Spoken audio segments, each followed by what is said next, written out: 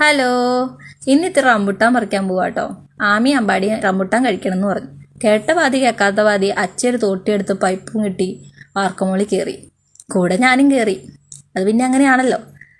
കൂടെ അപ്പോൾ ആമിക്കും അമ്പാടിക്കും കയറണം. ഞങ്ങൾ 4 പേരും കൂടി റംബുട്ടാൻ പറിക്കാൻ വാർക്കമോളി കയറി.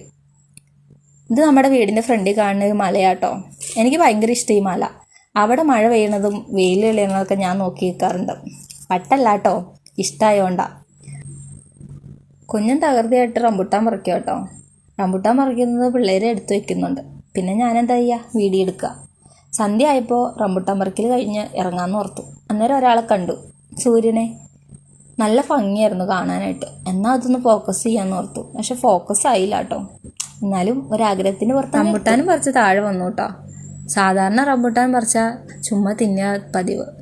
ഇന്നൊരു വെറൈറ്റിക്ക് വേണ്ടി എങ്ങനെ കഴിക്കാമെന്ന് ഓർത്തു. അപ്പോഴോർത്തെ കുറച്ച് ഉപ്പും എരിവിനിത്തിരി മുളക് പൊടി പാകത്തിന് വെളിച്ചെണ്ണയൊക്കെ ഒഴിച്ച് കഴിച്ചാലോ എന്ന് ഓർത്ത്. കഴിച്ചത് അടിപൊളിയായിരുന്നു കേട്ടോ. എല്ലാവരും ഒന്ന് ട്രൈ ചെയ്ത് നോക്ക്.